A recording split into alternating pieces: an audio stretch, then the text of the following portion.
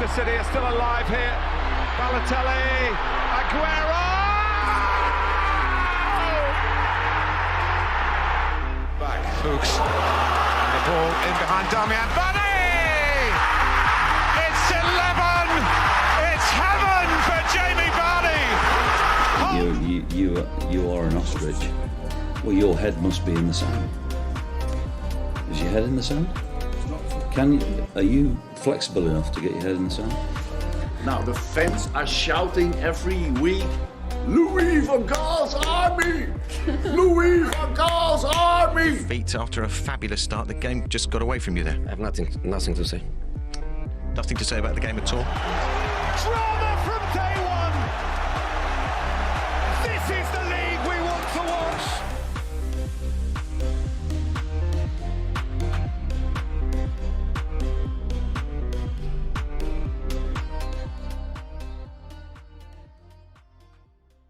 All right, Sam, it's international break. International break at least wrapping up now.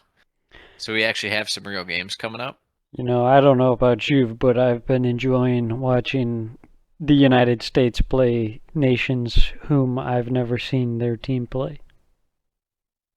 Yeah, the Brendan Aronson free kick might have been the worst free kick for a goal that I have ever seen ever in like the 15 years that we've been watching footy, you know? Did you see it or no? No, I didn't watch it. It literally was like right at the guy and like went between his legs and his hands, and it was so bad. I fall asleep for 2 weeks. Yeah, you slumber. You go into mini hibernation. Yes. See, I don't. I get right in the lab and I start cooking. Yes, exactly. You cook and I hibernate. Yes. So It's the duality of man. Speaking of cooking, first topic. It's cooking. Yeah. I wanted to touch on just a bunch of random kind of things early on before we kind of get more into specific teams and whatnot. And, you know, if this is the first time you're listening to one of these podcasts where we don't really break down the games and it's more we kind of cover what's happened or what's going to happen and whatnot, we tend to talk about every team. So just keep that in mind. Just keep that in mind. We may very well talk about your team, even if your team is Luton Town. Yes. But let's start with some basic stuff. Sam, you know I love awards. I mainly love Player of the Year awards. My favorite award. Well, you have an award named after you. I know. It's the Hankies Player of the Year award. The Hankies. I mean, obviously, I don't know. It's definitely closer for Haaland this year than last year because he's not like insanely electric to start. Obviously, this last game against Fulham, he was putting up insane statistics. Mm-hmm. But Sheffield kept him quiet. Even Newcastle kept him pretty quiet, Sam. Yes. Bit of a slow start to the season. But he's still top 5 because he's had 2 games where he's had 2 goals against Burnley, and then he got a hat trick against Fulham and an assist, correct? I know he got a hat trick. I don't recall if he got an assist. I'll take your word for it. But yeah, regardless, he's felt like it was ages ago. Yeah. Did you by chance compile like a top 5 or 6 people that stood out to you? I think Odegaard's probably number 1. Really interesting. Okay, You I would have said James Maddison. Okay.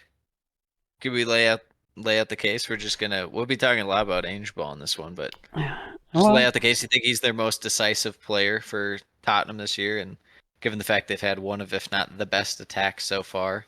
Yes, exactly. The revitalization, the revamp of Tottenham Hotspur has been spearheaded by the excellent signing of James Maddison. That's fair. That's completely fair.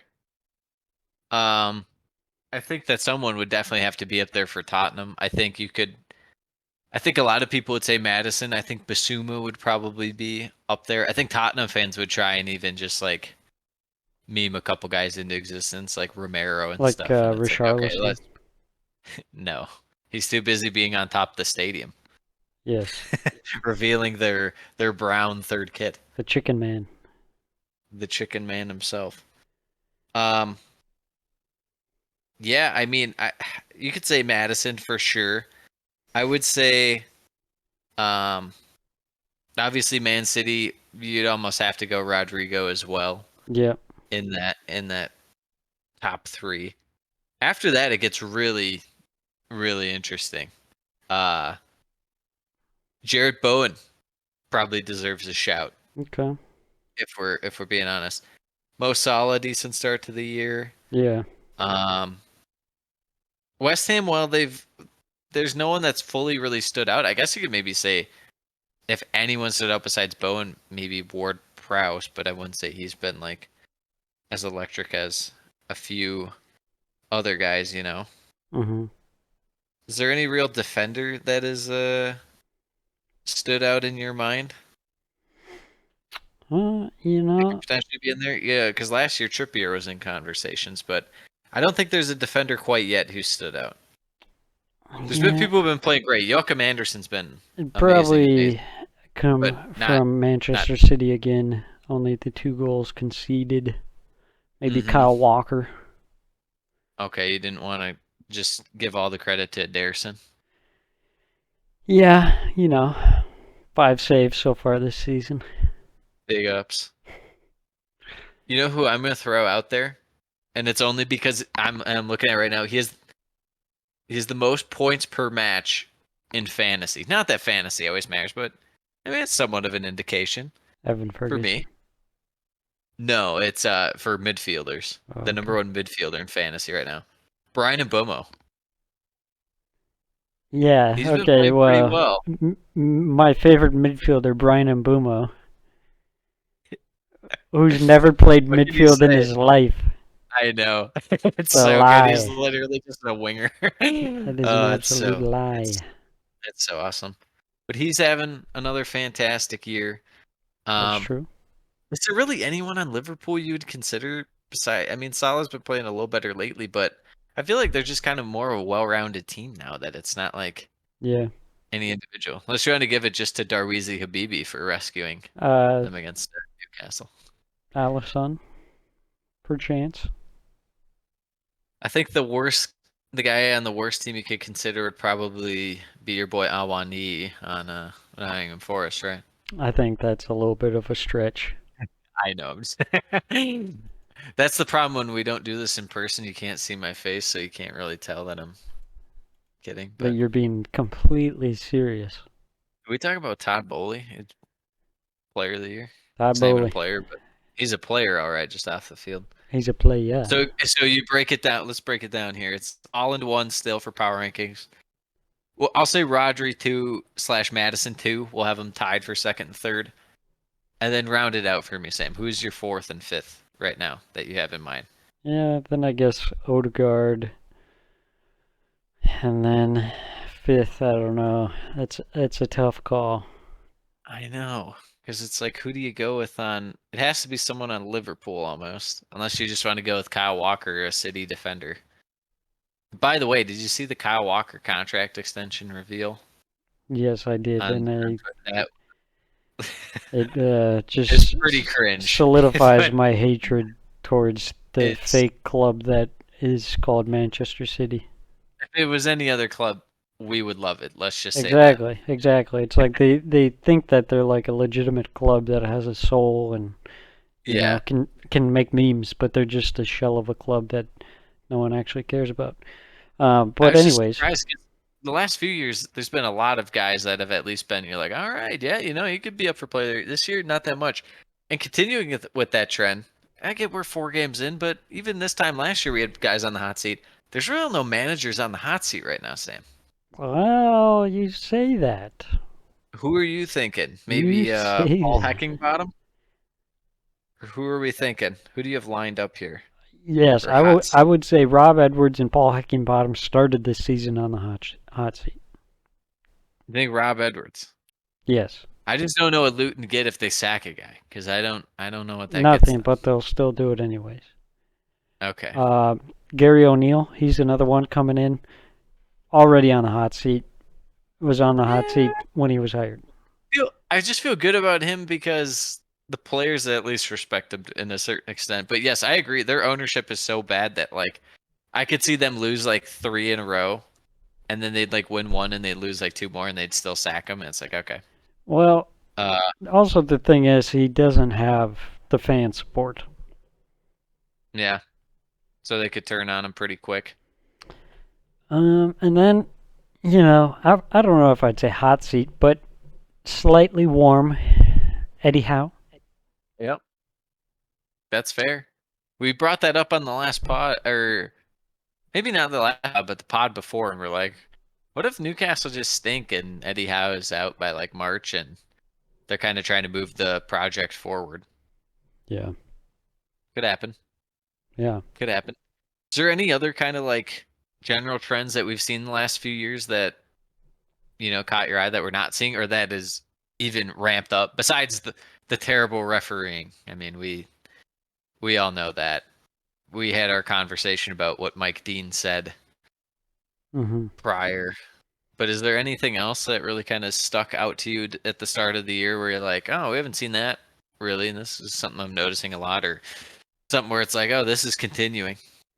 I guess I would say the prevalence of the mid-table clubs pushing up towards the quote-unquote Big Six or past the quote-unquote Big Six. You got United and Chelsea sitting in 11th and 12th. Obviously, that doesn't mean a whole lot 4 games through, but still.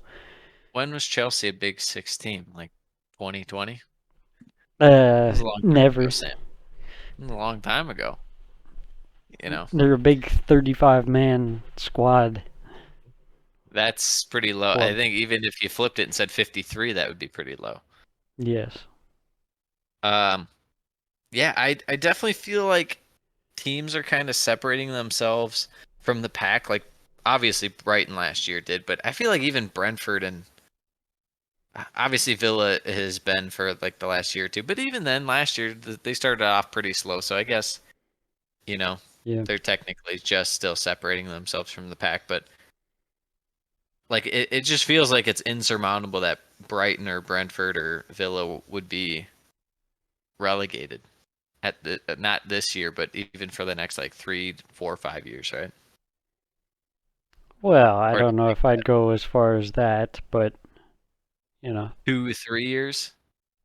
Like if Brighton went down in 2025, would you be like, you'd be relatively shocked. You would be like, it'd be surprising, but you can't ever rule it out with the way that they spend money so conservatively. Yeah. That's fair. Yeah. No, I have nothing. I have no more to say about that. But yeah, there's definitely a gap between. It's probably like 11 to 12 teams that are clearly like safe, but yet the other 8, it's like eh. But I feel like we're at that point now where it's like teams too are, while they go down and have a good amount of money, teams like Leicester and Southampton, it's hard to keep your right guys for the championship and stuff like that. So I don't know. I feel like it's not as easy to just necessarily bounce back right up, but it's hard I feel like there's 1 or 2 teams in the Premier League right now, and it's like they're just so awful. Like it's just championship tier, but it's always been kind of like that. Yeah, like Manchester United. Oh my gosh. Well, they just can't run a club is really what it comes down to. Let's get this out of the way, Sam. The things we were most wrong about, and it's only 4 games, so this stuff is always possible to change. But the 3 that I had was Ange Ball, Newcastle, and West Ham. We were fully out on Ange Ball. I think we just thought that it would result in more, how do you say, better performances but worse results, where they'd be kind of floating around 6th, 7th, 8th.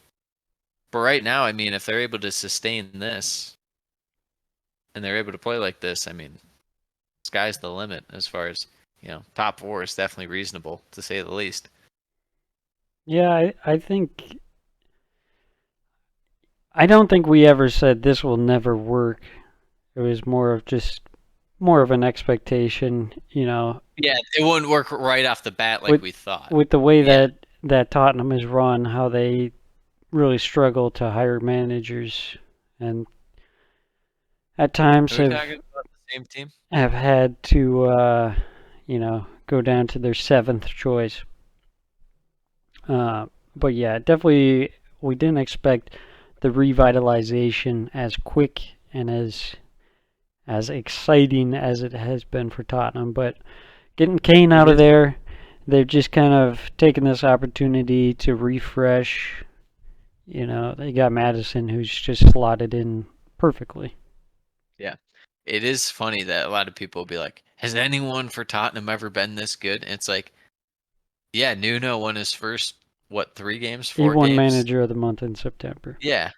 Yeah, and then he was out by early November. It's a very So- long season. Yes.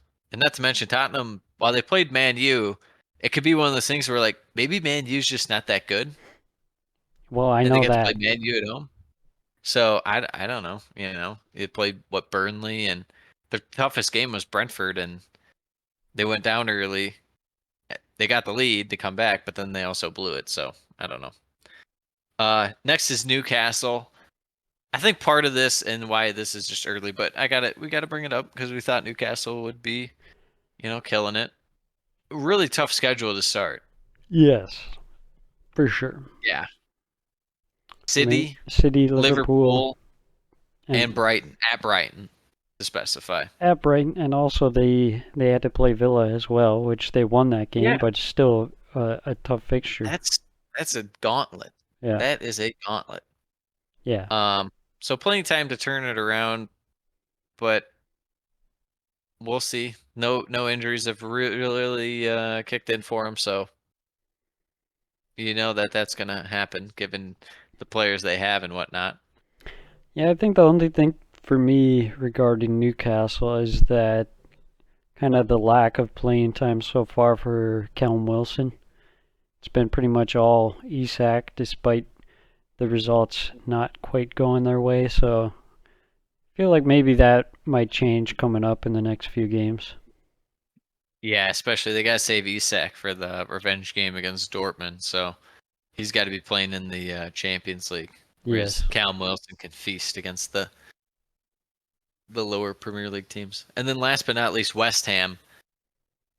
We're in flux on West Ham.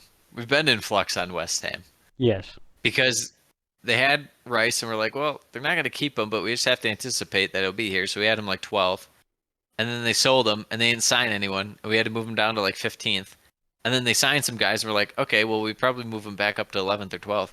They could definitely surpass that and be more like the Europa League, Europa Conference League team like they were 2-3 years ago. Yeah, a lot of it comes down to the issues between Moyes and the board as well. When it came to how to use the Rice money, it seemed like Moyes had his targets. The board didn't want those targets, but eventually they caved in a compromised. bit. Ward-Prowse coming in has been excellent right off the bat, which is not surprising. But yeah, overall, you just have fans that were kind of turning on Moyes already, and now they're like, West Ham is the greatest team ever, which is Yeah. super annoying just because football fans in general are like the most fickle bunch ever. It's like, Yeah. okay, Yeah, 4 up games and into down. the season, we're literally the greatest team ever. When like 2 weeks ago, you're like, this team is horrendous. We need to fire more Moyes, and everyone on the board needs to be sacked, and we're going to the championship. Sam is very much anti-West Ham this year after how they're just treating Declan Rice. Which, by the way, I don't understand how West Ham fans could be mad. He might have not been as good as he used to be towards the end, but he also was the captain of your team that won a European trophy, so that counts for something. It does. To just like kind of poo-poo him, and he got you 100 mil. I don't know. What do I know? Yeah, I feel like their team just makes sense now, and it's one of those things where we couldn't really bank ahead of time that it would make sense. Yeah, I mean, it takes a while, especially before the season. Teams are run so poorly that they wait to do their business until like the last 2 days of the transfer window because they're horrendously run and Are operated. you talking about Moises Caicedo and Chelsea? I'm talking about like 90% of the teams in this league. At least your team doesn't do that. Arsenal has some self-respect, and they say Just we're a just going to hint. spend.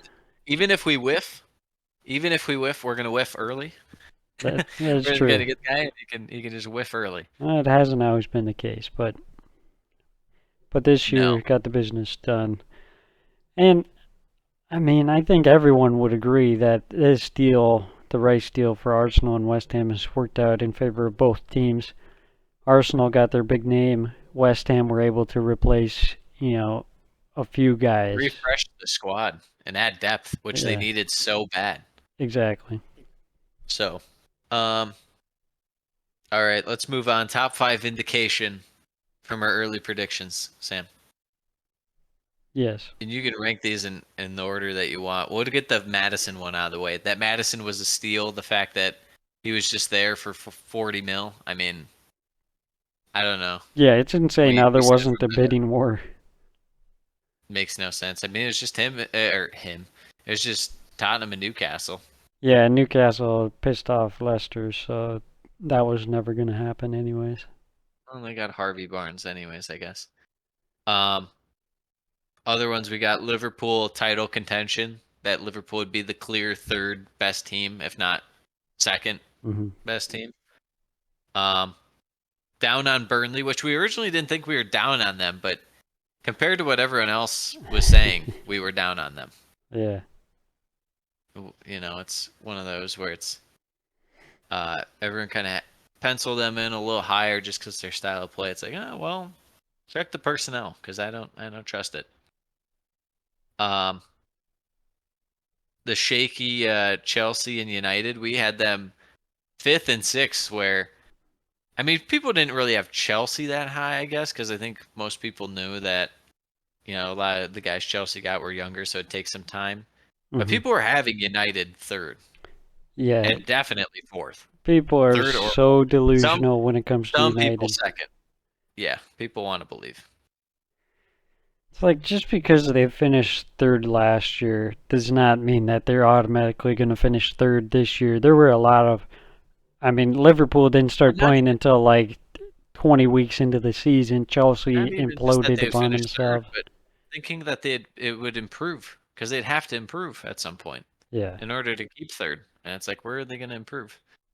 And then last but not least, pumping the brakes on the Villa hype train. While they have been good at times this year, people were saying that they're going to make the jump to be like what Newcastle was last year.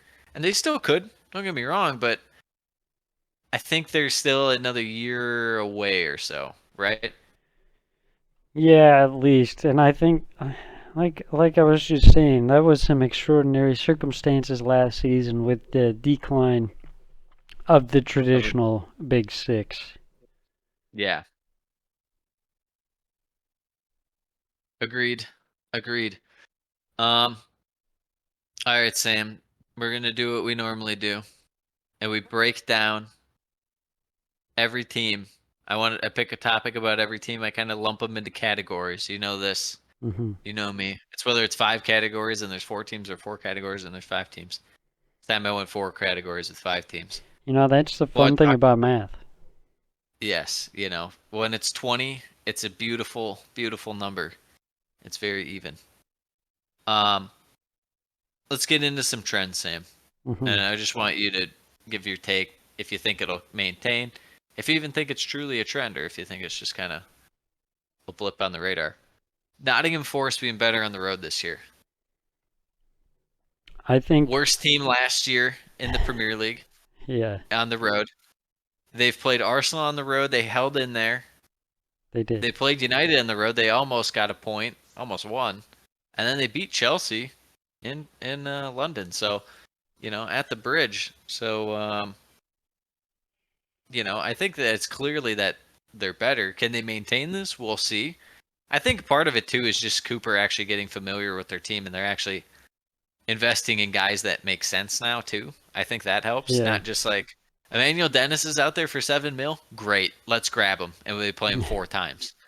Right. It's they at least have a semblance of a plan, but we'll see. But no, definitely better performances on the road, wouldn't you say?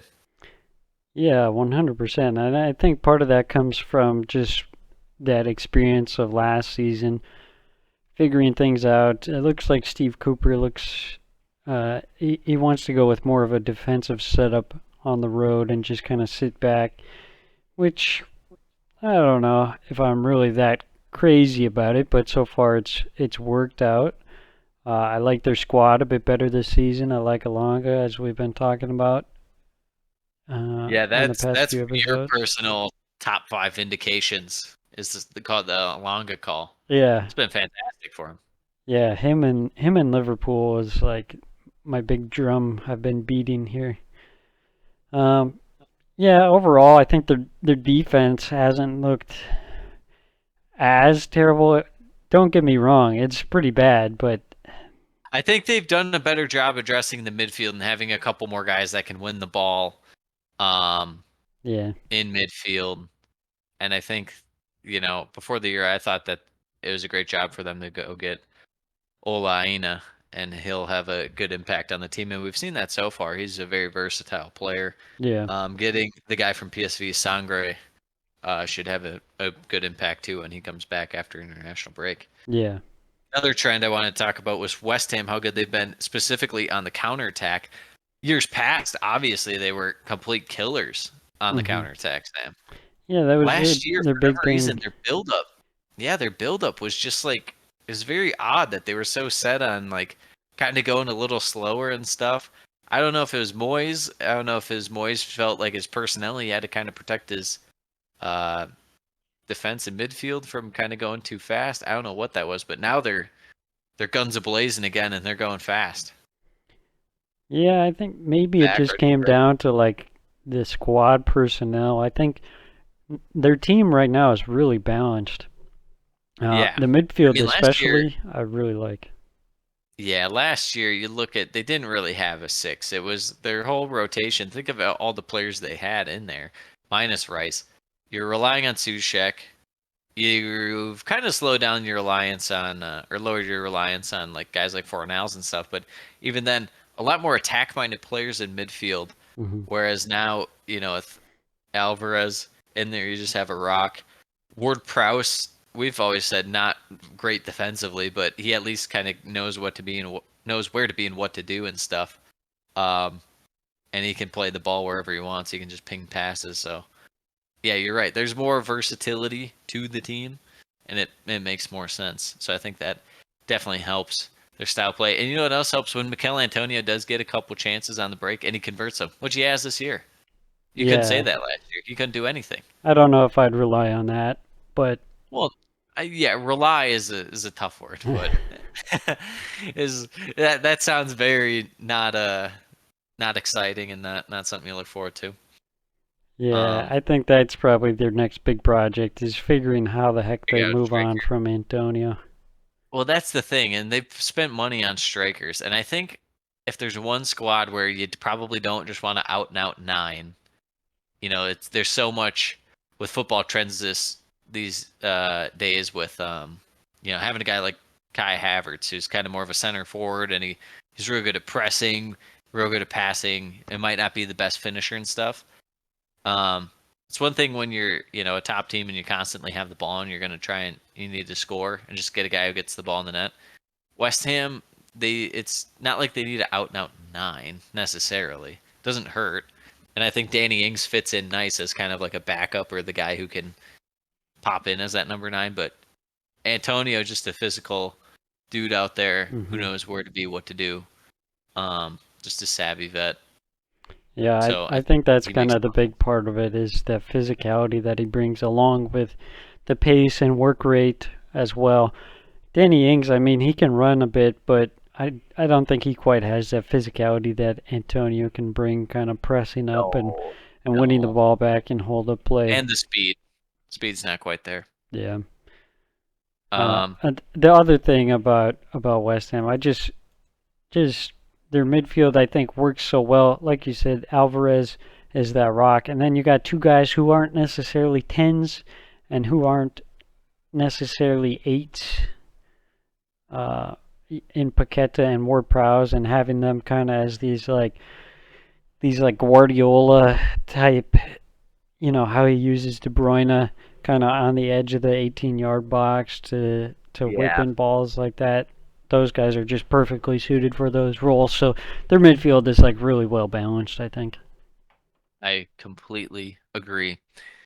Another one is Crystal Palace's defense right now near the top. Obviously, last game they conceded 2 to Wolves, one being a garbage time goal. When the game was already over. But I'm just hugely impressed by Gahey and Anderson so far. Anderson been one of, if not the best center backs in the league this year, and then Gahey obviously playing fantastic, starting for England, out there with your boy Lewis Dunk. Sam, is the battle of like kind of smaller clubs saying like who's better, our guy or your guy, between Gahey and Dunk, which I thought was funny. But just really impressed. We talked before the year. We were talking about Tyreek Mitchell bounce back year, and what the odds were on that. Looks good. Joe Ward has held up so far. Obviously, coming in the year, we thought right back might be something they invested in the winter window, even if it's just a younger, cheaper kind of guy, But we'll see. Everything's kind of holding up so far. Yeah, so far so good. I mean, they have that established center back pairing that's been great for like 3 years now, Anderson and Gahey. I mean, it's been like probably the one of the most consistent center back pairings in the league. Yes. I feel like most and there's teams something have. to do with the consistency and playing together, the continuity Mhm. there, to where it's really, really coming together for those two. Yeah, for sure. And I mean, especially, it does help that, the way they play is aesthetically pleasing, to say the least. They definitely fit the modern game, being able to play the ball forward. I mean, Anderson just sprays the ball over the field like he's a midfielder, Yeah. for crying out loud and stuff. And, not to mention their defensive capabilities are not too shabby either. So that's something to where, what would you say their ceiling is in terms of Palace being like a, top 6 defense? Is that possible?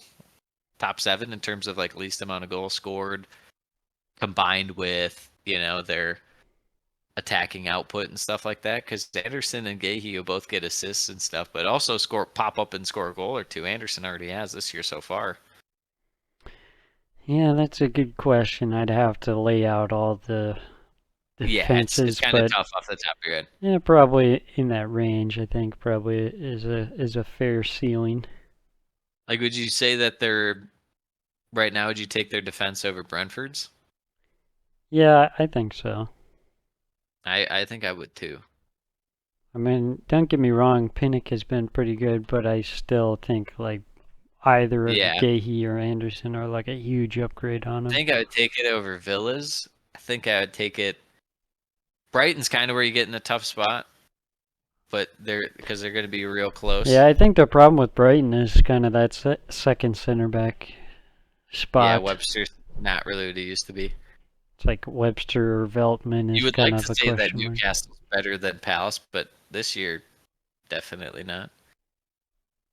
You would take Fulham if it was for Tim Reams, huh? For Tim Reams. Let's see here. What else do we have? Another trend: Chelsea's lack of goal scoring. Everyone kind of saw the numbers going around, how they're near the top in possession, they're near the top in dribbles into the box, touches in the box, direct passes, stuff like that. They're all near the top, but yet it's not really fully resulting in goals. Resulting in more goals than last year, but still not the number that you would expect to see given the fact how Chelsea have dominated a good chunk of these games. Obviously, Nicholas Jackson, pretty raw, but he has a goal so far. Had a couple big missed chances. You called before the year that Nicholas Jackson would have a very nice year, around like 10 to 12 goals. I still feel like that's easily attainable for him. I feel like because he's a bit younger, he might be a little more streaky. And that's just kind of how Chelsea's going to be this year. I think you even said that before the year. It's like Chelsea's just going to drop like random games for like no reason. Yeah. But I think that there's a chance that they just will get hot for a while at one point this year, and they'll just stick with it. They'll get a nice run of form against like some real kind of bad teams, which is kind of what they have to do. They have to beat up on the crappy teams. Looking at Chelsea, they're kind of in like a force type situation where they have all these guys and you don't really know exactly which piece fits where. So far we've seen the trademark tilted pitch system, as I coined it earlier, where they just go completely down the right-hand side and just feed Sterling nonstop, which mixed results. I mean, Sterling's looked good so far, but he's good. He's good, but also it's very predictable. It's very not sustainable. My main thing is, and I've never been a Mudryk guy, as we've talked about. I think you just have to give him a run of games, though, like starts. Yeah. This whole like bringing him on for like 10, 15 minutes and then you don't pass him the ball, and just one touch is him like messing up, and everyone's like, "Look at this guy, what a bozo!" It's like, well, he doesn't get the ball ever, and what he does, it's like there's nothing to do with the game, and I don't know. There's no real flow to it. Yeah. I think they should just let him start it at least 2 games, 3 games in a row, see what he's got. The whole Chilwell as a winger thing doesn't make any sense. Not even as a wing back. It still doesn't make sense with him as a wing back. They just got to play him, even if it means you drop Colwell, even if it means you drop a Diassi and you rotate those guys and whatever you do. But because Chilwell should be in there, he should just be left back. The whole back three deal is kind of insane. It doesn't make sense. You played back 4 the whole preseason. You looked good in preseason. And now you're like, what if we went back 3? It's like, what? So, we will see. We'll see with Chelsea. I think their goal scoring will pick up. A lot of it falls on Nicholas Jackson, but also they got to keep Sterling going. And who knows how long he can keep it going. I don't particularly have a lot of faith in after what we saw last year. I think he'll just kind of be boom or bust in terms of production, but they're kind of relying a lot on him to lead the way so far. They need to balance that out. Last but not least, a trend I want to talk about is Fulham's leaky defense. Last year, pretty solid, Sam. This year, Tim Ream hasn't been quite as good. Still solid, don't get me wrong. But if he's like not even solid, I mean, this team's in a world of pain where Bert Leno is having to save a bunch of shots every game. Realistically, they should have lost to Everton week 1 if it wasn't for Bert Leno standing on his head. Well, I think there's a number of factors that come into this. I think, obviously, the big one has been, Palhinha has only played in 2 games so far. And then Issa Diop, he's had some mistakes out of the back. Tim Ream, we spoke about how it would be hard to replicate his performance last season. He was playing like a top 5. Especially at like 35 or however old he is. Yeah. Bassey played pretty well in the limited time we saw him against Arsenal, and then he also gave up the worst red card you'll ever see just because he had to and there's no choice. Yes. They brought in your guy Timothy Castagna, who defending is optional for him. Well, that fits the fullback system for Fulham. Yeah. Well, Kenny Tete last year was pretty solid all the way around, but he's bound to have a drop off too. He's pretty attack focused. Oh no, for sure. But I just meant last year's quality of play. He was, pretty solid. But this year it's been a drop off as expected. I don't know. We'll see. With Fulham, I don't really trust it. I feel like they're relying a lot on Bernd Leno again. And you don't want to be in the situation where you're only relying on your goalie, because unless you're Liverpool with Alisson, where your defense is just, so leaky that you're completely relying on your having the best goalie in the world, it's just not a good strategy to have, believe it or not. Mm-hmm. Are you ready to move on? Is there anything else you want to talk about with those 5 teams? Yeah, I think there's just kind of one final point on Chelsea I wanted to make. We talked about Crystal Palace having consistency in their center back pairing and defense, and then we have West Ham with their midfield being very well balanced. You got this Chelsea team that is just super bloated with guys who shouldn't be on the team at all. You got young guys who we don't know their quality, and Yeah. then you just have guys like Mudryk who never really have gotten a fair shot at a good run of games, and then just get beamed into death, Yeah. and now is like possibly no longer even going to have a freaking Chelsea career. So they need to find some consistency. Just buying like 9 million guys isn't going to do anything. You need to No. have some consistency, have a balanced team, which I don't think they've had for years either. So No. No, definitely not. They've been very reliant. The thing with Chelsea is they've had such good midfields for so long. Even towards the end of Kovacic, Jorginho, and Conte, still very good. They were just so inconsistent because of injuries and stuff. They have a good midfield now, so at least they have that going. But questions in defense, questions in net, and then the up front, you kind of have a good feeling what it is, but you need to see production. So we shall see, Sam. yeah, Let's move on to the forecast. Call him Weatherman Sam out here. yes, cloudy with a chance of Points. I'm glad we had the same thing in mind. Synergy. We're just gonna go. We're just gonna go up until the next international break. I'm gonna give you some teams Hmm. to forecast. Okay. Yes. We're gonna start off with Burnley. Okay. Let me take a look They at don't their have. schedule. Oh, I have them pulled. I have it pulled up. I can read it to you, brother man. But 3 wins, all losses so far. 3 wins, all losses. I meant 3 games. Unfortunately, my brain is fried. 3 games. 3 wins, all losses. Yep. Whatever that means. Whatever the hell that means. So there's like Um, 5 games until the next international break, or Yes. Okay. And they've lost to City, Villa, and Tottenham all at home. Not easy games. no. Not easy games at all. Maybe we would be feeling better if they got to play that game against Luton and they got to win. But True. that's not the world we live in. They're away at Forest, Hmm. home for United, away at Newcastle. Then they have the Luton Town game rescheduled, and then they're home for Chelsea, and then it's a break. So a couple home games, away games, but Forest, United, Newcastle, Luton, Chelsea. Pretty tough run.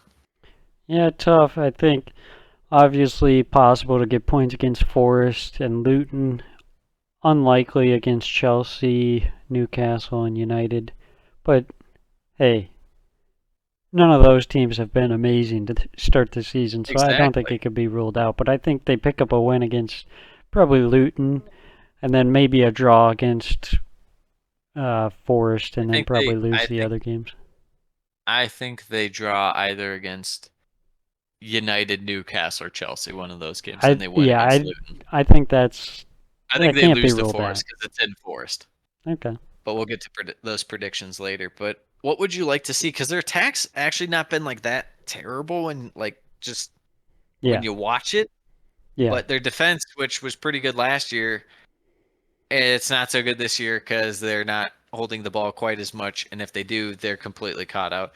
Their main issue too is they'll just have stretches where they can't win the ball whatsoever in midfield. yeah. Their That's midfield. the main thing for them. If you're gonna have a possession style team and your midfield's poo-poo compared to other teams, you're just not gonna have success.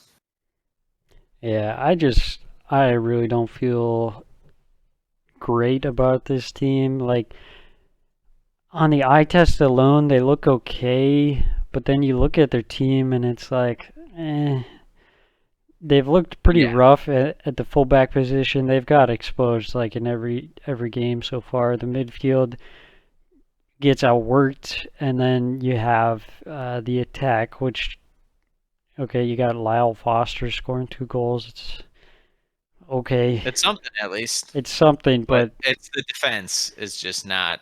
The defense in midfield for me is really what's holding them back. But yeah, I don't know. I don't really see anything there that's inspired me. I don't think other their than attack's good enough to keep them up solely with the attack. at times they've had some decent spells of possession with the passing, but Sam, if Leicester City go down with their attack, Burnley ain't gonna just stay up solely on attack. I'll tell you that much. 100%. let's move on. Wolves. They are home for Liverpool, away at Luton, home for City, and home for Villa. That's their 4. That's a pretty What are tough we run. thinking? That is pretty tough. That's pretty insane. So 3 points against Luton, I would say, is a probably good chance, but you never know. It's gonna be tragic when we pencil that in, and then there's one team who actually loses to Luton Town. They might lose to Luton and then beat Villa or something. Just I wouldn't rule it out. I mean, especially the game against Villa, that's a derby, so Yeah, you throw a lot of form out the window and stuff when that goes down. yeah, Um, maybe 4 points. I'll be interested to see. It occurred to me today, Sam. They don't have Matthias Nunes anymore. He's on Man City. He's on Manchester City, yes. I haven't even seen a picture of him in a Man City kit. Have you? Just looking at their squad, I saw one. Wow. That's what it took. There's no other pictures. I don't know. I feel like they haven't lost that much this summer for what they got. I mean, obviously Neves was a huge, thing that they lost, but Hmm. given how much money they got, I don't think it's that crazy. So I'm feeling a little better about them. Me, you and I are all in on Gaz. We like Gaz O'Neill. I Yeah, just I kind just of think worry he set still up about their midfield. I the worry about just being reliant on Kalajic a bit. It's a bit scary. And their defense has been really shaky this year once in a while for no reason. It's just I don't know what to make of it. They played well against United. They played well against Everton, but 4 against Brighton and 3 against Palace. Their defense is normally a lot more stable, yes? Yeah, but I think part of it comes down to their midfield is I mean, Lamina. it's desolate. Lamina. No, how come Wolves fans aren't doing the tequila chant for Lamina? Because no one cheers for Lamina. That's unfortunate. So you would say 1 win. They get 3 points from their next 4. I was thinking possibly 3 or 4. Okay. Let's move on. Brighton and Hove Albion, who've started off very nice, had the one slip-up game It happens. against West Ham. They got countered into oblivion. West Ham's in final form. Yes. So they have at Old Trafford against United, home for Bournemouth, at Villa Park, and then home for Liverpool. Kind of tough run. Yeah. Definitely no gimmies. They've had decent success against United ever since they came up. It's kind of one of those weird things, Mm-hmm. So who knows? They could grab one against United, especially the form that they're in. And United's defense, what they could be relying on, I don't know. Do you know what they're going to be doing defensively, Sam? United? So I think Brighton could take 3 there. I wouldn't rule it out. Yeah. Bournemouth kind of started off a little slow, very attack-minded. If Brighton can just pin them in, I feel pretty good about that. Villa's so hit or miss, but if Villa's being pressed and they're playing out of the back, Brighton have a good chance at that. I just feel real good about Brighton right now. Yeah. Yeah, I think so. Yeah. I think 3 out of 4 there is definitely possible. I would say for sure it's 2. not necessarily that they're going to lose to. Yeah, they're definitely not necessarily going to lose to Liverpool, but it's one of those things. I would suspect we'll round it off. We'll say 2 wins and 2 draws, but it could easily be 3 wins and 1 loss. I'd say 2 wins, a draw, and a loss. Okay, that's fair. Yeah, right around that 7-8 point mark, somewhere in that range. Yeah. Is there anything you want to see from a particular player on them before we move on to the next team? I'd like to see the continuation of Evan Ferguson. Yes. I know he missed young he missed the Irish lad. international break with an injury, and that's kind of been his thing so far. Is that he hasn't been the most durable so Mhm. far in his Yes. Brighton career. That may be another one to watch out for. Bill Gilmore. He's Uh-oh. he's performed pretty well so far this season. It has to be And said. getting ready to eat his words. Well, you know, You're a man of high honor and character, Sam. yeah. Not everyone is, especially not me. I will gladly admit when I believe that someone has. It's good that they're actually better than you think, because then it's good for your eyes. You know, Well, you're like, oh, I at mean, least I'm not watching a bad player, it's not like I've been like, okay, cheering against them.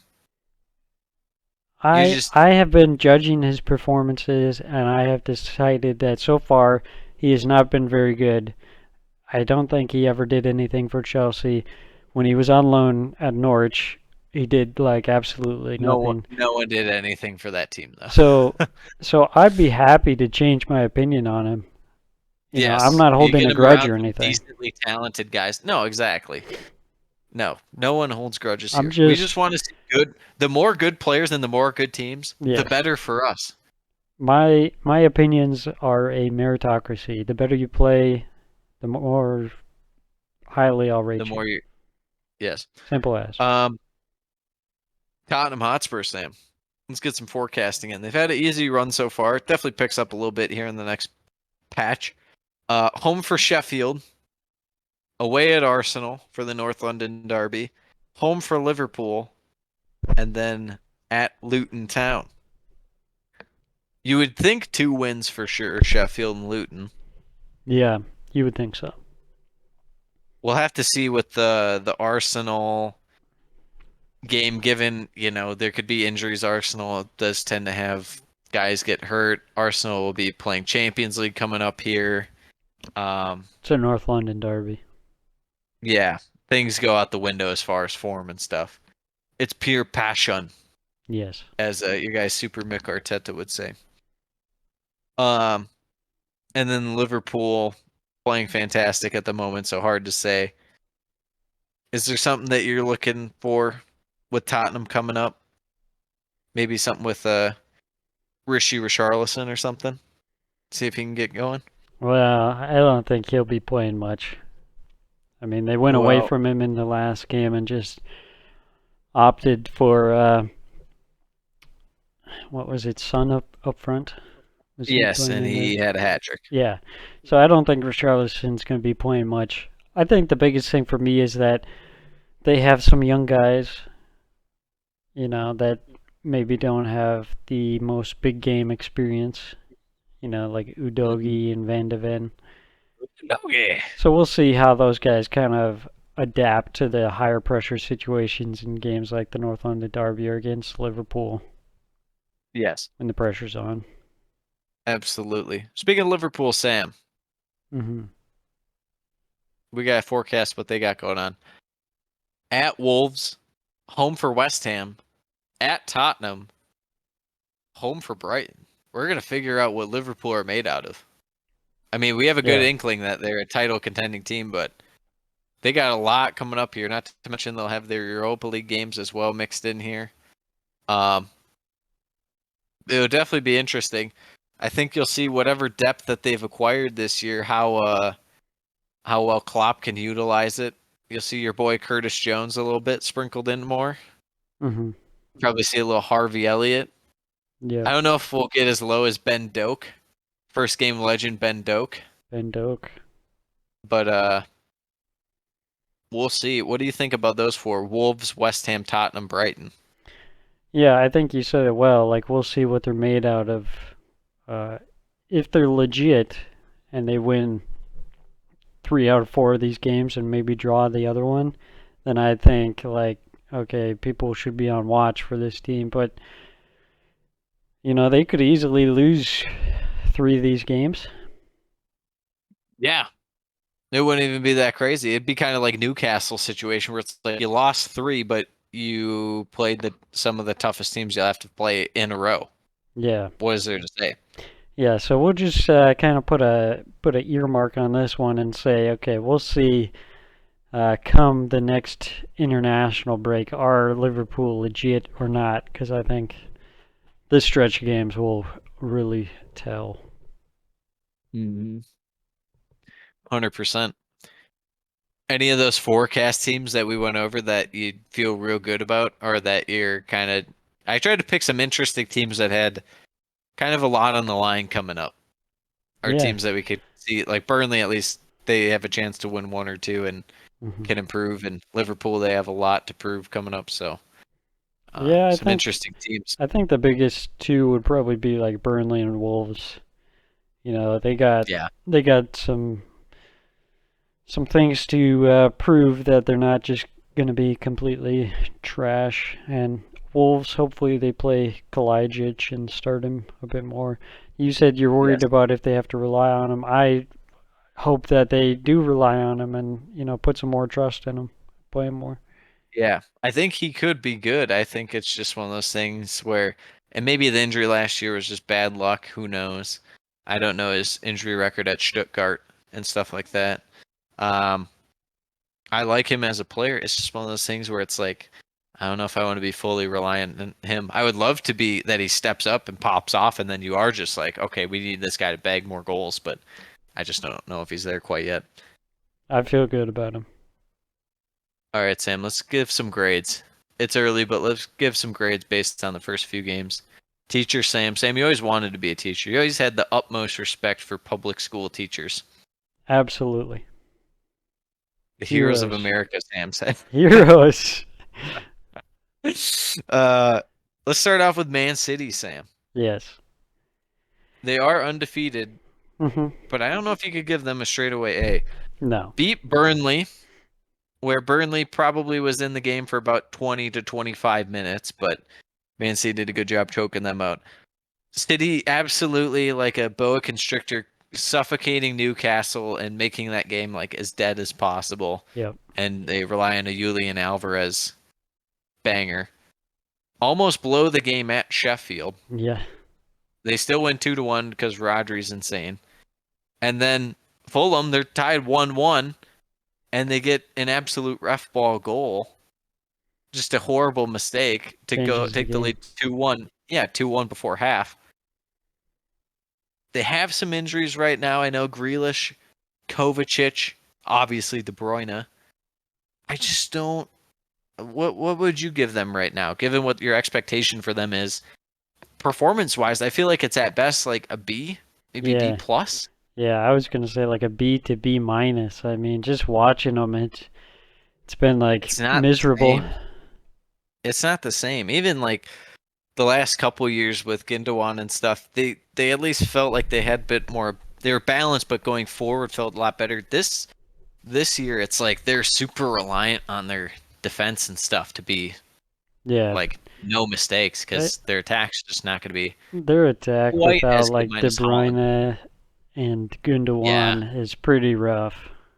I will say it is going to be interesting for them to see, their reliance on Foden Yeah, now yeah. because it's a lot's going to be on him Hmm. in terms of creation, and he's not always been the most creative. He creates for himself, and he can be there to tap it in and put goals in the back of the net when people create for him. But I just don't know with Yeah, he's not quite creativity. a De Bruyne. He's not a facilitator. So we're going to have to see. Bernardo Silva's going to have to really step up.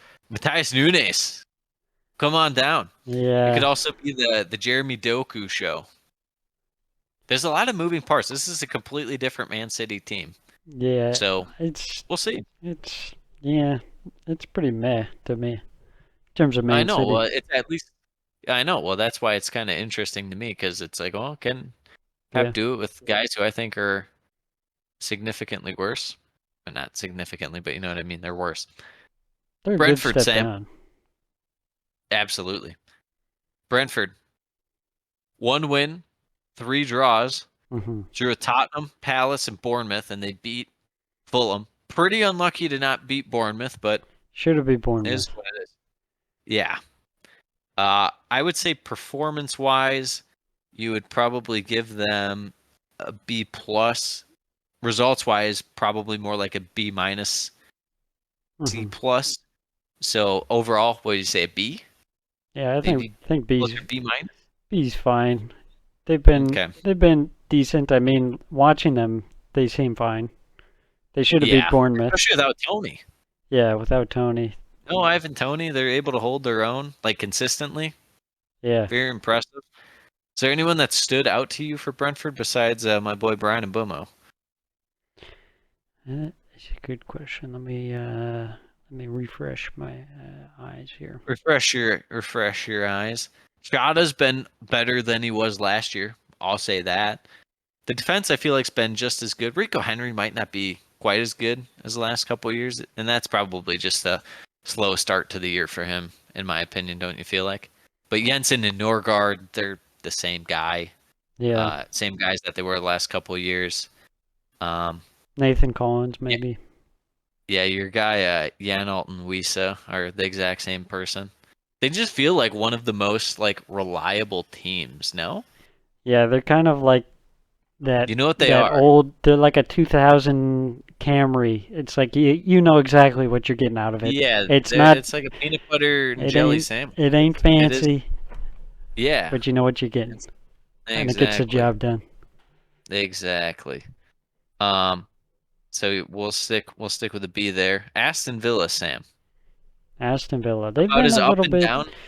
disappointing. 5-1 loss, 4-0 win, 3-1 win, 3-0 loss. They're beating up on the bad teams, and they're getting smoked by the good teams, Sam. Yeah. -1 goal differential, 8 goals scored, 9 conceded. I mean, they're doing what they should against the bad teams, but also if you're actually going to be a team that's going to make a jump, you are not losing 3-0 at Liverpool and 5-1 at St. James. You're at least hanging around. Yeah. They're not hanging around in those games. They're just smoked. Yeah. They're just burnt toast.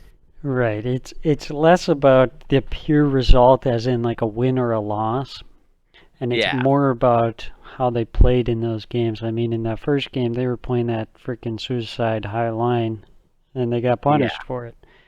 And Absolutely. then the game against Liverpool, they were just so dead set on trying to play out of the back, and it was Yeah. horrendous. And that It's like you're reminded playing into me like Liverpool's hand. the flaws of Emery. It's Yep. like sometimes tactically he just gets things like really wrong. And it's not even like he gets it wrong because he like it's like, okay, this will be good. He's just dead set in his ways. He's Yeah. just stubborn. He's like, this is how we play. Your best against our best. And it's like, well, your best is gonna get absolutely toasted here. Because it's not even in the same ballpark.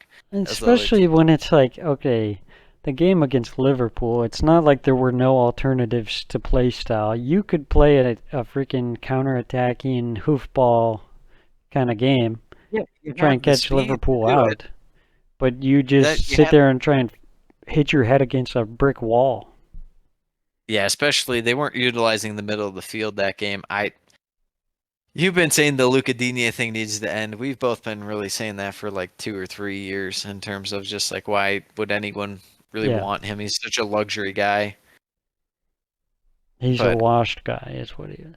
Well, he is now, yes. But even like when he was half decent, it was like he's a luxury guy. Arsenal, Sam, your club. Yes, my club. Oh, we didn't give a grade for Villa. What's Villa's grade? C. B minus. B minus. Yeah, B minus. I give him a C. I mean, I know we didn't expect him to make the jump, but a good amount of people did. I think for their standards, they're probably a little lower on themselves. We'll say C plus. We'll meet in the middle. Okay. Arsenal. 2 wins and a draw. The draw against Fulham was just a meme. It probably makes more sense that they would have mean drawn against United. 3 wins and a draw. What did I say? 2. 1 win and 3 draws. You said 2 Yeah. wins and a draw. Yeah, 3. They have 10 points on the year. hmm They beat Forest, they beat Palace, they drew with Fulham, and they beat United. It probably makes more sense that they drew the United game and then beat Fulham. just from how the performance went in those games. Yeah. I mean, I feel pretty good about them. I thought they might start off a little slower this year than they did last year, only because, I thought Timber would be a huge part of what they did. I think he was going to be Yeah. before he got hurt. And this whole Kai Havertz thing has been kind of a mess, but Fabio Vieira stepped in and played well for him. Martinelli's kind of been hit or miss compared to what he was last year. Same with Trossard, but I would say Saka. and Saka. Yeah, Saka hasn't been quite as good, but Martin Odegaard, fantastic. Yeah. Absolutely fantastic. He is great. Saliba and Ben White still playing well out there. They've been fine. Declan Rice has been everything as advertised, so Hmm. Eddie Nketiah, the ultimate backup striker, perfect kind of role player for him. Yes. I feel great about him. I'd give him A minus. A? Doesn't really matter. A minus. We'll say, because the stupid Fulham draw. I'd say B plus, and I think what bothers me again is The attack. tactics. Or you don't like the personnel that I don't like Arteta's Nick. tactics. I think he's just. Well, we saw it early. Well, I guess he's kind of been going on with this weird system where no one knows what position they play. Yeah. Pep The wannabe Guardiola. system, Yeah, the positionless game. and then you end up with guys who don't Thomas Partey at the know back. where they should be at any moment, and it just is terrible. And then you have this devotion to Kai Havertz, which I really, really don't like. It's been pretty painful to watch. Mhm. But I guess when you spend £65 million on a guy, you got to play him. But yeah, overall, it's been decent. Nothing amazing, but nothing too terrible either. Absolutely. Last but not least for grades, Luton Town, Sam. Not a guaranteed F, in my humble opinion. I know that they've lost all three. The first game was brutal. The Chelsea game, they didn't really have much attack in the first half. Second half looked a little better. Had a good chance to equalize, could easily change the game. And then West Ham, they could have drew it to death. It was a decent So- game against West Ham. Yes. So I would give them a very decent D minus. Yeah, D minus. So I think there's room to improve for them. I could see it. It's just the attack is never going to get there, so they'll be relegated anyways. But I wish they would just fully admit that they just need to be a hoofball team. well, they really kind of have. I mean, once in a while they try and hold possession, like once or twice, but then it's just like lofted up there to Morris, and hopefully he can draw a foul or something, and swing it in on a set piece, and whatever happens. But they don't really draw fouls that much, unfortunately. They need to teach Mr. Morris to draw more fouls. Yeah. All right, Sam. Last segment before predictions for this upcoming match week. We got to diagnose some issues, cover some recovery potential, some escape patterns. Call it Dr. Sam. Mhm. Okay. Yes, I've gone from weatherman to now doctor. I wear Well, you many went hats. from weather to teacher to doctor. Oh, all the weatherman to heroes. teacher did. All the True. all the heroes of America. Let's start off with the big one, Sam. Man U. Hmm. We've got a team that has a lot of issues. Well, And geez, it how doesn't long do fully we make have? We have a whole hour still to go. This is gonna be a 3-hour podcast. United's issues stem back since Sir Alex Ferguson stepped down, and he left them with a horrendous squad. And then they gave it to Moyes. they and gave it to Moyes, who They was didn't just give a him enough scapegoat. time. Yeah. Yes, precisely. And And then then they had a chance to revitalize it with Wout Weghorst, and they didn't give him the chance, in my opinion. they continuously spun their wheels, and Ole was starting to turn the ship around, I felt like, and then the whole Ronaldo Fiasco. saga really messed up everything. That Big cost saga? Ole. Yeah, Saga. Sega. Saga, whatever. Yeah, Saga. Anyways, But that's beside the point. yes, But so he forces his way in there by way of Sir Alex Ferguson saying you have to come back. That completely ruins everything. He's got to change his system. It didn't work out. It worked out okay for a little bit and then went terribly. That meant that Ole's gone. Ralph Rangnick comes in. He's fraudulent. United's transfer plans fraudulent. I mean, at least he there's- came in and he said what was right in terms of, you know, they no one in this team is really, the right kind of caliber. There's so many things wrong with the board and they're just not getting it right. He pointed out the issues. It's just he couldn't fix it, and I don't think he was obviously a good enough coach or manager to do what was right anyway. So Well, was he also like- not it's the, like, the one well, he's the problem. responsible He was for part of bringing the in problem. Sancho? I mean, yeah, they didn't need him clearly, and then they waste. That's the thing is they waste so much money on Sancho, Anthony, and it's like they can pluck guys like Garnacho and stuff. Yeah, I mean I it's just it's don't a get it. it's a complete mismanagement of a club. The transfer strategy has been baffling to say the least. Yeah, I mean For- the only thing that has made sense over the last few years really has been to get Casemiro, and Yes. even then they do one thing semi right, and everyone thinks it's groundbreaking and it's the best thing in the world, and it's like, well, no, he's good still, but like you still have to make more right decisions. You going like 1 for 7 does not make it perfect, Yeah, how long And did now we they go bring in on Amrabat. about saying these guys are not Manchester United quality, and then they just keep bringing in these guys and bloat the squad? Yes. They bring in Amrabat towards the end of the window, who I think will be a nice little role player for them. Maybe something a little more, can start a good amount of games. I think he makes more sense by himself in this squad than Mason Mount, but yet they already bought Mount. Yeah, Ericsson is a depth piece. I think he'll be out after this year anyways. But I think a guy to look at with this squad too is like Donny van de Beek, like how bad they messed that up. yeah. Because he'll still show flashes, and I guarantee if he went anywhere else, he would be like serviceable still. Yes. He just Man U right now just like ruins careers, and obviously you're seeing that with 100%. part of it's Sancho in terms of his style of play and stuff probably just doesn't match the Premier League as well, but a lot of it's just United too. It doesn't really match. Yeah, Doesn't really I match. think that could be applied to United and Chelsea. It doesn't matter how good of a player you are; those teams will just ruin your career. Yes. Because Crazy thing to say. either you won't perform, and then you'll just get endless criticism, or Relegated. Yeah. or they bench. purchase you when you don't even fit into the team whatsoever. Yeah. And what are you gonna do? Turn down, 6-figure a week salary? No. Where does Mason Mount fit into Manchester United? He doesn't. Nowhere. Nowhere.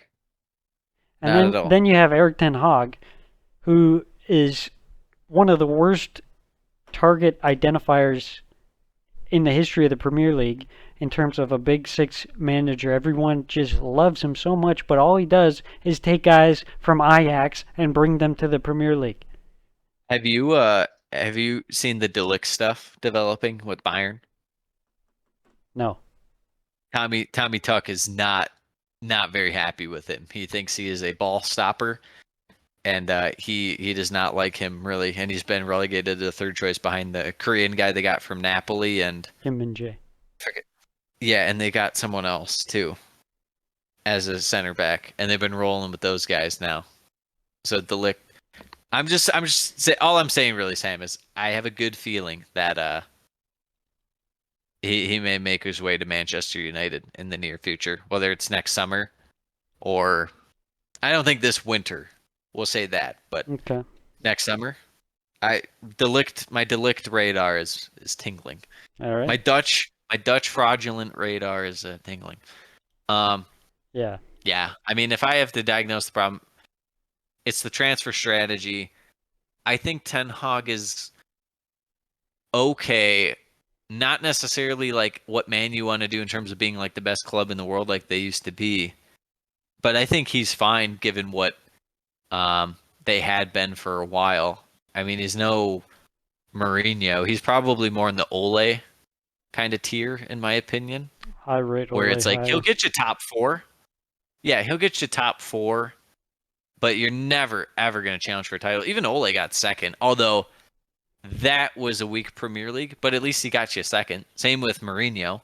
I think Ole Ole those guys has took been advantage. the best post Sir Alex Ferguson manager at United.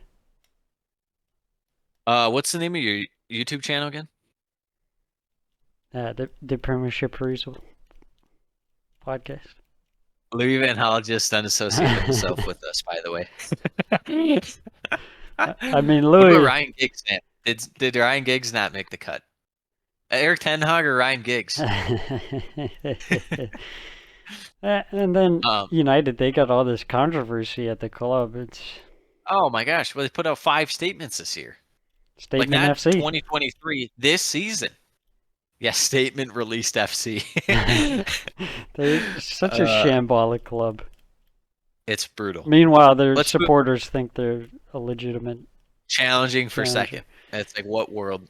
You're literally on like 250 milligrams of edibles or something. I don't know what you're talking about. Yeah, you are in outer space. Let's move on. Bournemouth, Sam. We got Yes. to diagnose some problems. I feel like this one's a bit more reasonable. We kind of have an idea. Is it just they just don't really have much of a defensive aspect to their midfield, and they kind of need to protect the defense a little more, or what? What are we doing that's different from what they were doing last year with Gaz O'Neill this year versus Mr. Areola? Areola, something like that. Areola, yeah, something along those Yeah. lines. You're the Spanish experts. I just think they need to be a little more pragmatic and not go with like 3 attacking midfielders and leave their defense completely exposed, like you said. I mean, it's nice and all when you come in and you want to play this certain play style, but this is the Premier League where, you know, And everyone You thinks gotta- that they can morph into Brighton and all these teams that have possession and stuff, and it's like, Yeah. no. Sometimes you should just do what you gotta do. I mean, that was the great thing about Bournemouth last season is like they're not flashy at all, but they know what they do and they do it pretty good. Yes. Or Bournemouth I know they're- last year. They took a hit in your liking rank because they brought in Sinistera from Leeds on loan. Yeah, that which I guy know you is hate. completely fraudulent. I don't know how he's in the Premier League. We'll see. They do have Tyler Adams, so maybe he'll be that defensive aspect when he's healthy. Yes. So I don't worry about Bournemouth. I just like Gaz O'Neill a little more than Areola from what I've seen so far. But Yes. let's give Areola a chance. I've had 1 or 2 little issues pop up, but I still have faith.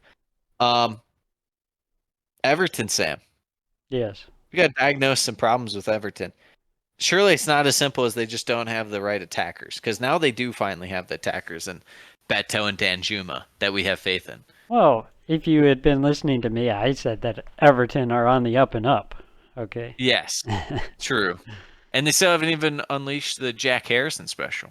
Yeah, I don't They still I have don't think Dele Alli under there's contract. anything like glaringly wrong with Everton at the moment. I think they just, you know, Well, get their you guys say that, suited but in then, here. but They've then had we'll be had sitting here- some injury problems as well. You say that, but we'll be sitting here saying, "Why is Michael Keane playing?" Even though he Well, didn't play last game, still. I do have a problem anytime that he steps foot on the pitch. Yes, Yeah, no, I think Branthwaite's gonna for sure be over him at this point. has to be. Although Tarkovsky's really kind of taking a little dip so far. Yeah, he's I'll be been monitoring that. That's what I've been monitoring. So I think their defense and midfield hasn't been quite as good. I still can't believe they sold Iwobi. That was kind of out of nowhere. Really Yeah. kind of weird. I still feel fine about their team. I would like to see a little more from a few guys. Particular James Garner hasn't really stepped up as much as I thought. Agreed. I know Everton fans still really rate him and stuff, but he's been just a little disappointing. Onana's Onana. He hasn't been as chaotic lately, and I That's think true. that's honestly an issue. He needs to be more chaotic. True. But yeah, I also worry about their defensive depth still, because it's just like, But I suppose that's what happened. I worry about I worry about Sean Dyche's sanity. sanity putting in Michael Keane. I'm surprised Mikolenko hasn't. Sam, How's that? Michael Key's been great for me the whole time I was at Burnley. He's a good lad. He gets in there. Yeah. That wasn't my best Sean Dyche, but that's okay. Let's move on. We have two more teams we're going to fire through real quick. Newcastle, Sam. Newcastle. What's been their issues so far? I feel like their defense just hasn't been quite as good this year Hmm. as it was previously. They've given up a couple goals where it's just stuff like they're sagging off and stuff like that. It's just kind of Yeah. it's kind of weird. And then it'll be like Fabian Schär's looking at Butman and just stuff back and forth like that. It's just kind of like, oh, what was that? That's weird. Yeah, the center back switch up that they had to do, that kind of threw a little bit of a wrench in things when you got Dan Burn having to move over, and then it I'm just didn't surprised. look as crisp. I'm just surprised that you didn't note that the main issue is they haven't let Lewis Hall cook yet. Well, let that man cook. They gotta let young Lou cook.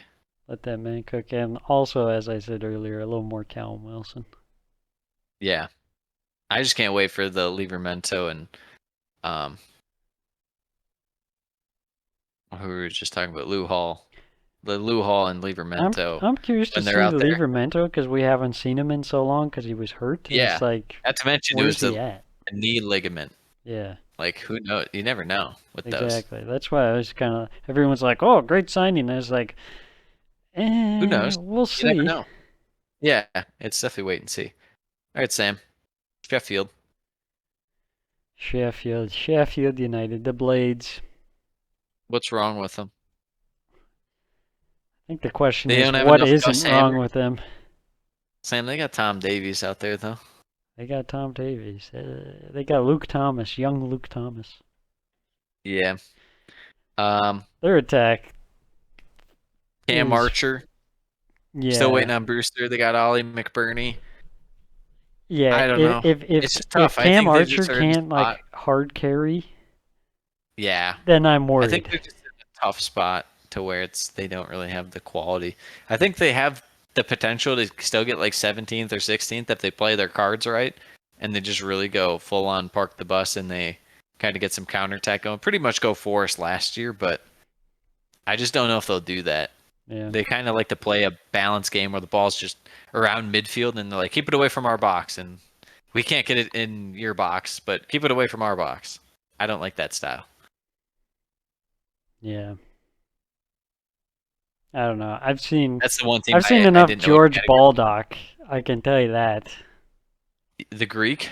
The Yeah, Greek International? He's pretty freaking awful, if I'm being honest. Even for championship standards. Yeah, their midfield has been pretty unimpressive as well. Stinky. All right, Sam, should we move on to week 5 predictions? Yes. All right, let's cook. Wolverhampton, Liverpool. Yeah, I At think The Molyneux. I think we gotta be saying that Liverpool probably is gonna cook on this one.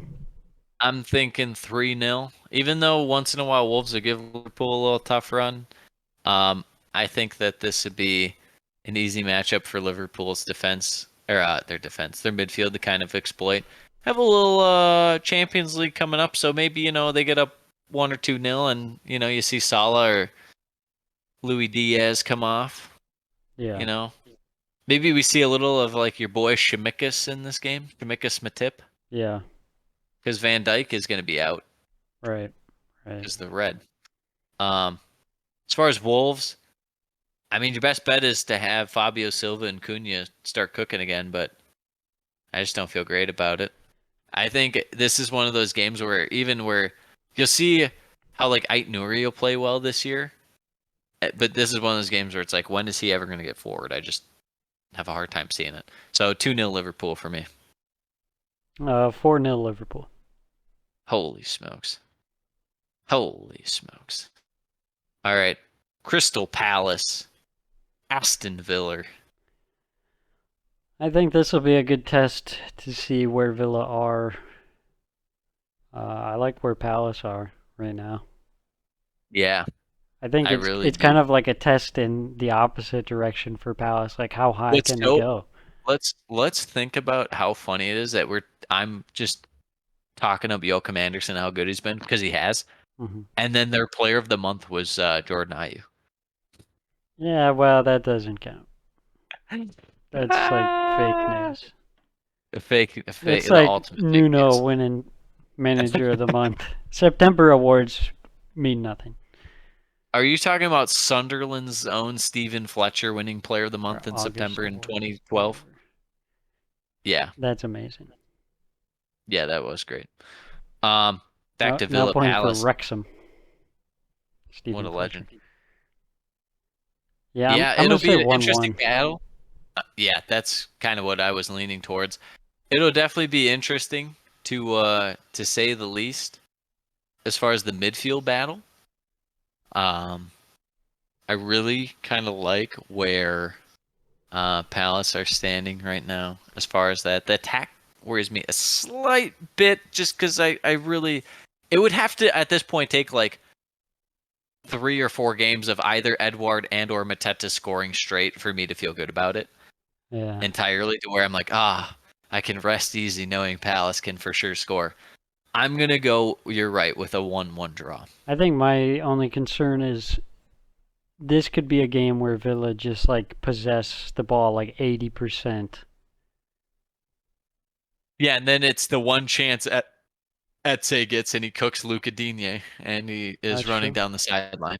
Yeah. And then before you know it, he's in the net with the ball. Fulham Luton, Sam. Fulham versus Luton. Who's going to be the first team that loses to Luton? I don't think it's going to be Fulham. No, I don't either. I think they'll have a little bit of a bounce Fulham, back here. Yeah, Fulham hasn't been playing all that amazing, but I don't think that they're going to lose to Luton. I trust their defense enough. Yeah. Playmaking hasn't been all that great. Perhaps this is the Raul Jimenez gets his first goal game, or the Adama Traore special. Maybe a little Alex Iwobi in there. Yeah. I'm going to go with Fulham 2-0.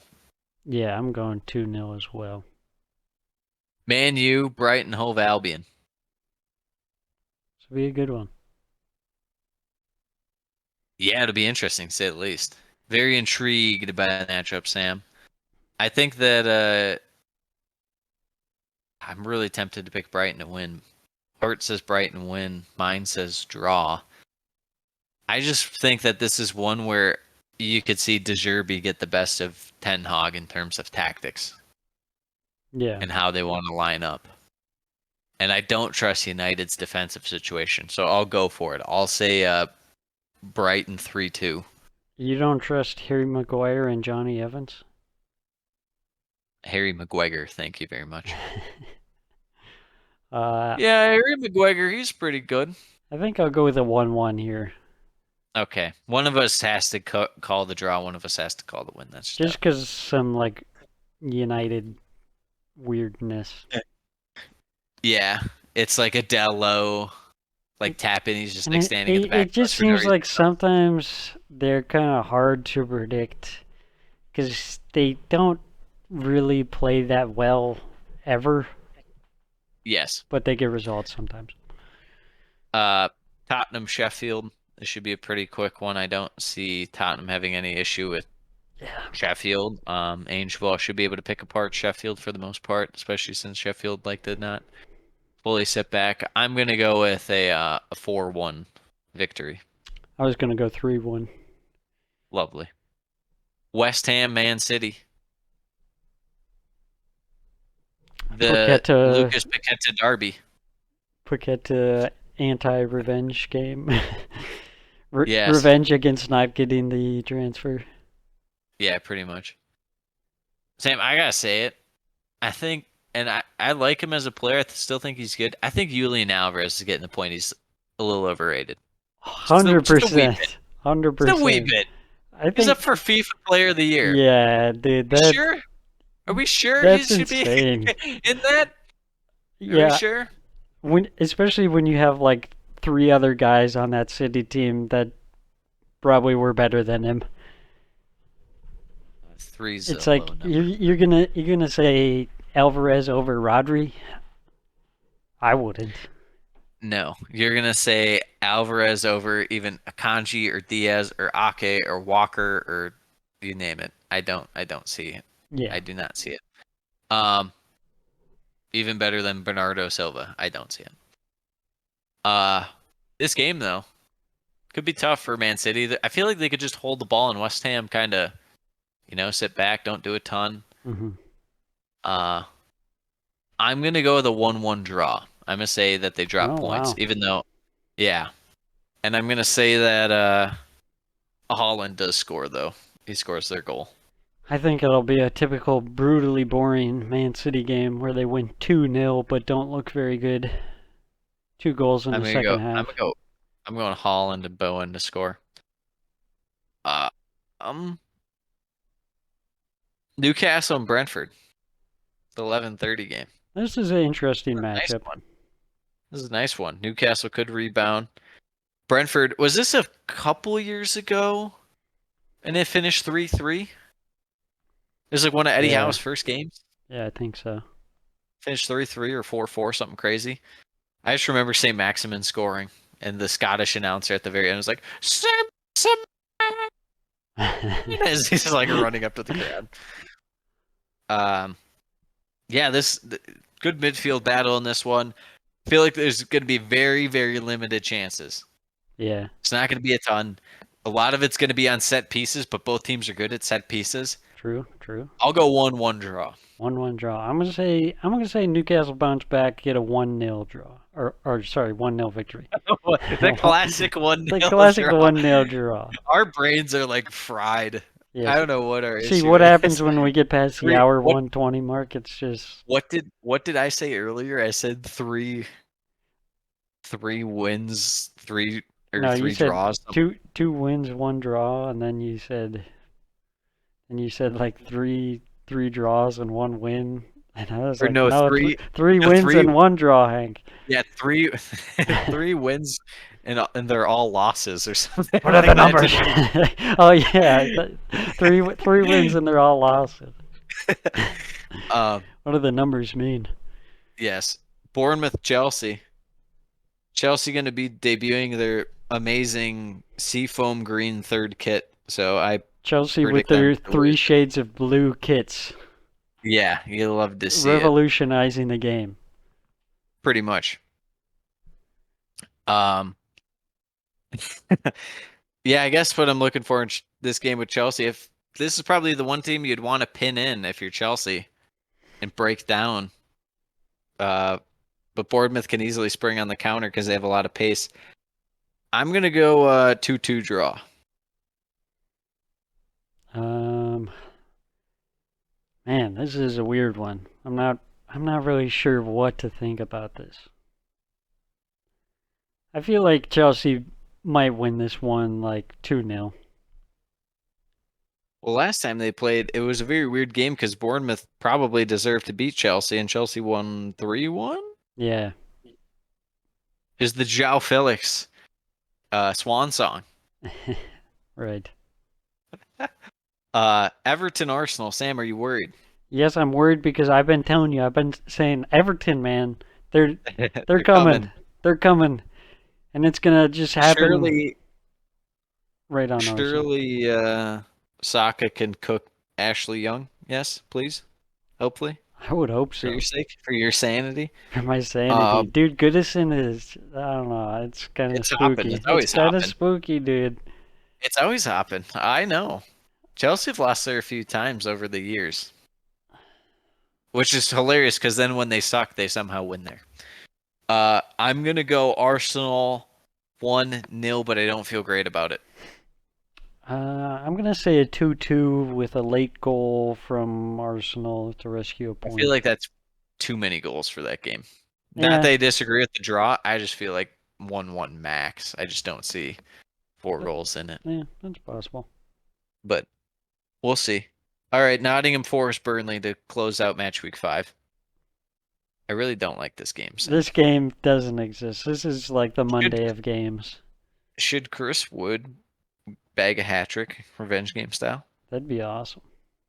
There's going to be a lot of like Ryan Yates fouls, and it's like, what the hell is going on out here? This game sucks.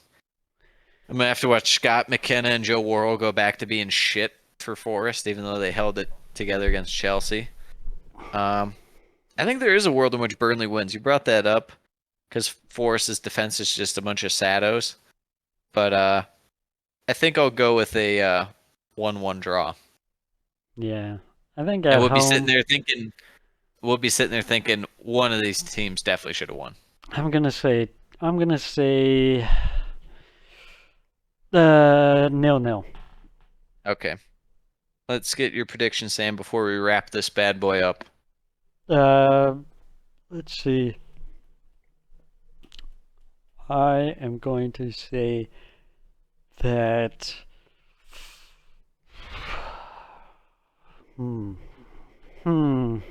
interesting, very interesting. Looking at things, yes, interesting. I'm going to say João Palhinha starts for Fulham and he scores against Luton. Wow. How about that? There you have it. Just signed the contract extension. He did. I saw that. Him He's and like, I Harry never Reid. wanted to leave. It's like you were literally in Munich for on transfer deadline day. You did a physical. Yeah, how about that? I feel like that would be your move if you were a professional player. You'd just like turn around and sign a contract for a team, be like, I never wanted to leave. and then immediately leave the next transfer window.